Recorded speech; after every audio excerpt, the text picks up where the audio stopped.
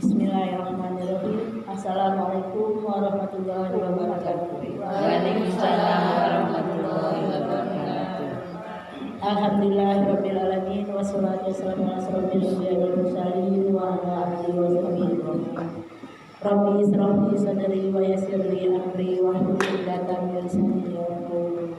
Puji syukur kita panjatkan kehadirat Allah Subhanahu wa taala, di mana dengan nikmatnya kita semua di sini bisa hadir karena Allah memberikan nikmat sehat, nikmat iman dan kesempatan sehingga kita bisa hadir di majelis taklim yang kita cintai.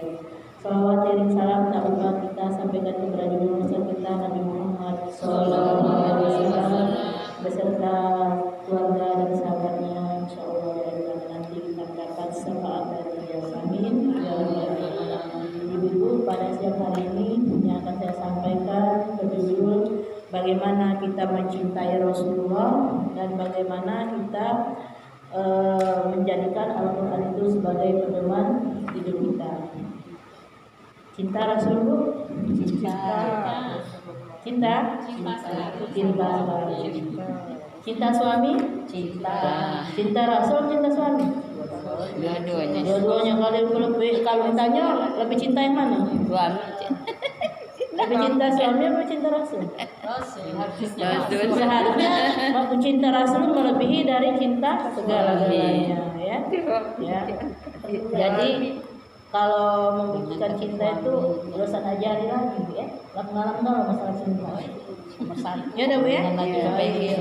Apalagi yang dengan suami cintanya tuh jangan ada duit. Nah, mana mendekati lagi suami? Jangan mendekati lagi suami, kirim doa tanda cinta dengan suami. Jangan ada mentang-mentangan ada duitnya baik cinta sama suami, kayak mendekati duit ditendang suaminya, jangan, ya. Jadi bagaimana cara kita mencintai Rasul itu berbagai macam cara. Ada kalau kita cinta Rasul, cinta. Bagaimana mau kita cinta dengan Rasul? Aku selalu berselawat dengan Rasul. Ada aku selalu merayakan hari kelahiran Rasul. Aku selalu melaksanakan sunnah-sunnah Rasul, ya. Jadi, Bu, banyak cara bukti kita, ya, bahwa kita itu cinta Rasul. Di antaranya itu, Bu, satu, kita memperkuat, ya, Rasul kita tuh pengen ketemu dengan Rasul, ya. Kalau sekarang tidak mungkin kita ketemu kan, karena Rasul itu sudah menunggu kita. Tapi kita bernyanyi, Allah, di akhir nanti ketemukan aku dengan Rasul, yaitu di surga Firdaus bersama Rasul. Pengen kan tuh? Nah, kepengen berkumpul dengan Rasul itu yaitu dengan cara bersolawat. Perintah Allah dilaksanakan, larangan Allah jangan dilaksanakan, ya. Jadi laksanakan perintah Allah, jauhi semua larangannya. Jadi seolah nanti kita ketemu Rasul. Jangan terbalik, larangan dilakukan, yang perintah diabaikan. Nah, mana nak ketemu? Kita disuruh sholat, ya. Jangan sholat itu kalau ingat baik. Oh iya, ini ruku. Sudah sholat zuhur, namun aku nih. Ada kadang ditanya, Bu, saya itu sudah sholat zuhur, lupa. Diremehkan. Nah, itu meremehkan, namun jangan, ya. Kita usahakan supaya sholat lima waktu ditambah dengan ibadah sholat sunnah. Yang kedua, Bu, kita mentaati beliau dengan menjalankan sunnah Rasul. Tahu kan sunnah Rasul, Bu? Contohnya apa, Bu? Sunnah Rasul apa coba? Sunnah dalam kehidupan sehari-hari dulu. Contoh waktu makan, waktu minum, ya. Kalau makan itu duduk, ya. Jangan berdiri. Nah, sekarang kan kalau kita Perancis pergi pejabat itu, ya, sudah ngambil Perancis tegak, makan berdiri. Itu bukan sunnah Rasul. Ya, di hotel-hotel, ya. Sunnah Rasul itu kalau kita lihat, Ibu, duduknya tuh di bawah. Ya, gue kata zaman dulu kata kursi, bukan zaman dulu kata kursi, cuma Rasul duduk seperti itu. Sudah tuh diangkat kaki. Nah, diangkat kaki sebelah, ya, itu, ya. Sudah tuh Rasul itu tidak pakai sendok, pakai tangan. Nah, cak mana makannya? Apa 10 jarinya nyengkam? Nyengkam. Tidak. Cak mana Rasul makan? 3 jari. Kalau kita ini kadang jari 5. Nah, biar cepat. Katanya menjari 3 ini tidak kenyang-kenyang, lambat. Nah, makanya soal cucian bedeng lah nunggu. iya, karena apa? Sudah tuh punyanya bukan cak kita punya tuh lama kamu kita nih. Asal terpunya, kadang masih buka waktu dulu air selak. Nah, ya. Jadi sudah rasa tuh Bu, makannya lambat, jangan cepat-cepat, Bu. Ya. Dinikmati ngunyahnya enggak menurut kesehatan Bu 33 kali ngunyah. Berarti bukan zikir be 33 kali ngunyah tuh sekali makan lembek 3 jari 33 kali ngunyah. Nah, pokoknya Bu kalau lama ngunyah, kenyangnya tuh lama. Jadi kita makan setengah centong bukan 33 kali tadi Bu. Kenyang. Tapi kan kita ini kadang nasi sepiring pakai jari 5. Nah, ya biar lemah. Jadi ngunyahnya pula cuma nah ketemu sama caluk sambal air asam sudah lupa. Sudah tuh kaget. Kate Bu Rasul tuh kalau makan dihirup ini piringnya. Nah, kita kadang kalau kuah nih tadi sudah disumbang kaki jari 5, kuku panjang disunggup dua menit. Oh sedap. Itu bukan sunnah itu Bu. Dan sunnah itu 3 jari ya. Nah itu sudah apa? Sunnahnya ketika masuk WC. Ini kadang kita masuk WC kaki kanan. Ya. Ya dah Bu. Ya. Kadang lupa memang. Masuk WC itu kaki apa? Kiri. Nah, jangan kaki kanan. Masuk rumah kaki kanan. Masuk rumah kaki kiri ketuker. Iya kan? Nah itu sunnah, jadi ingat begitu keluar dari ini WC kaki nah kaki kanan, masuk kaki kiri keluar kaki kanan, kaki sampai itu kaki. Nah sudah tuh sering lagi di WC saking mengetes suara penyanyi WC. Nah itu tidak boleh ya. Karena apa di dalam kamar mandi itu ada setan. Nah itu ya. Jadi ikutilah sunnah Rasul. Kita lagi waktu minum. Minum itu sebaiknya duduk, jangan lari, berdiri. Abang juga itu apa?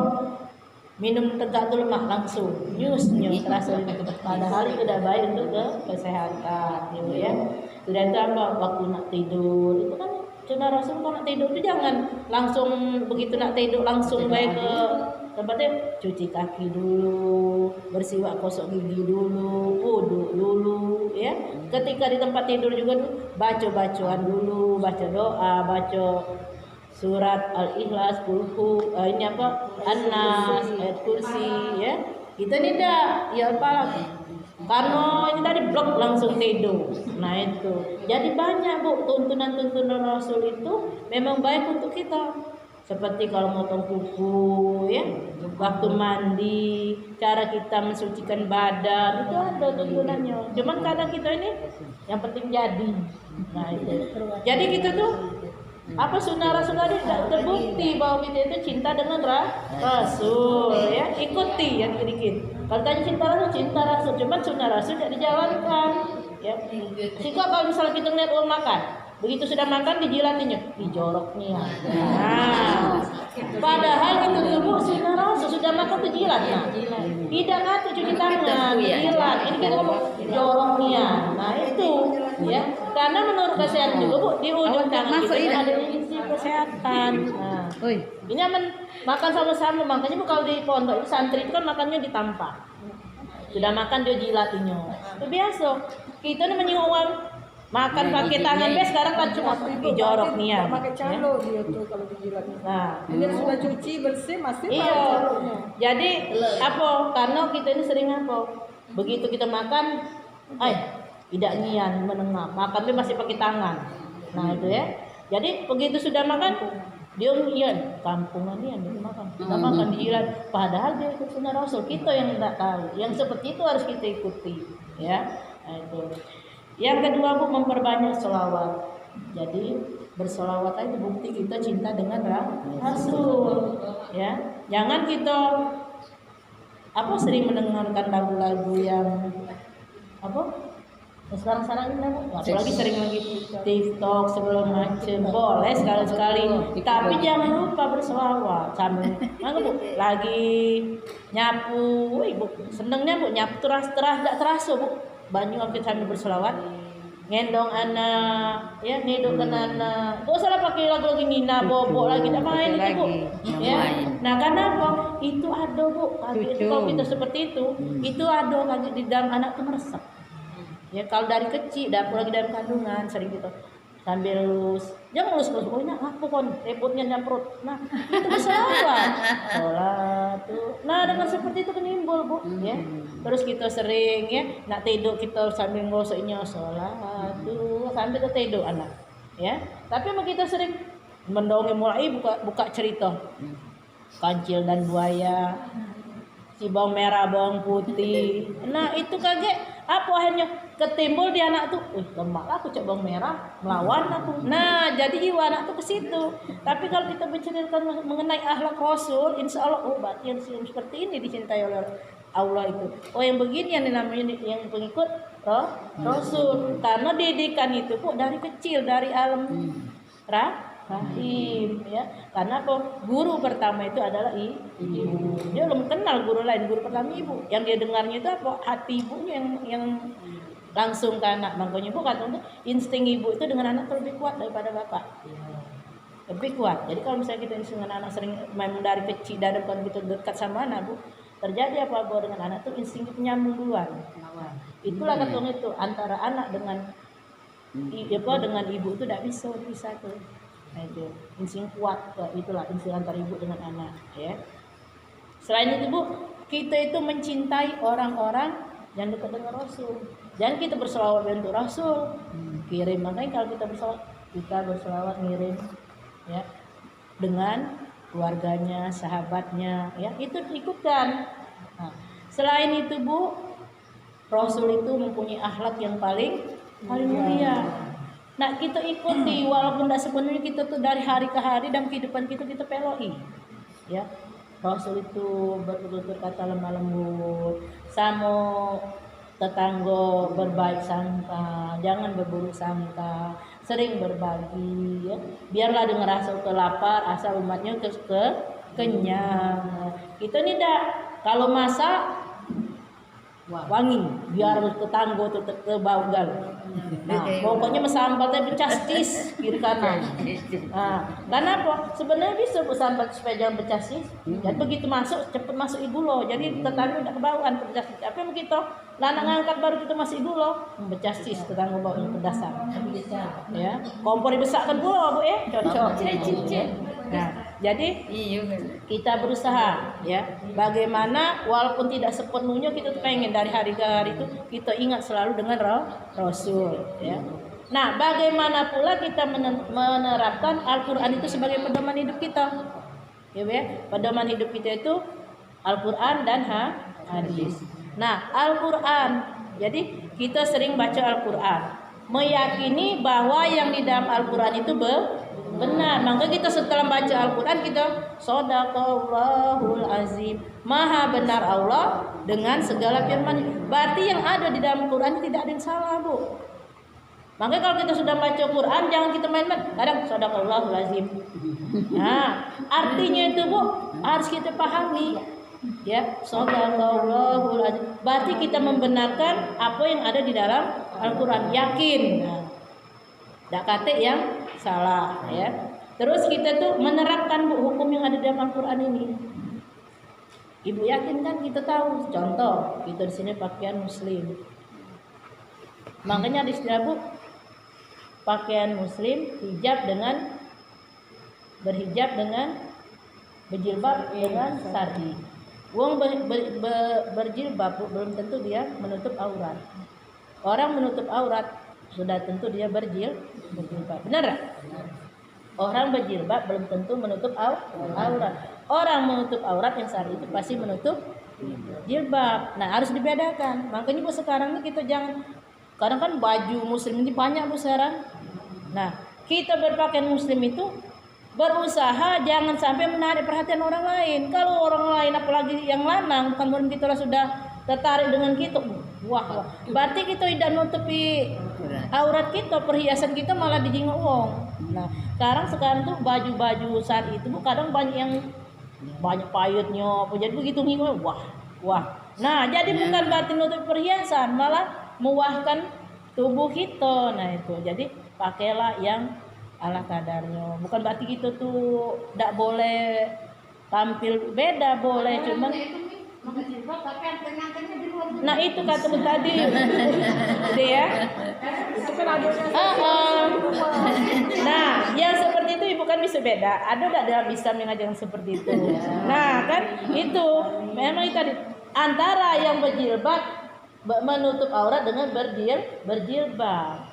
Dia berjilbab Bu, tapi bodinya kejingoan itu kan bukan menutup aurat kan? Nah itu. Jadi tuntunan kita udah sesuai dengan Al-Quran. Padahal dalam Al-Quran tutup aurat wanita itu yang boleh terbuka Kepala. muka dengan telapak tangan. Makanya ulurkanlah jilbabmu. Ya, diulurkan sampai mana? Sampai sini. Kalau kita berjilbab leher itu bukan berjilbab, Bu, bukan menutup aurat.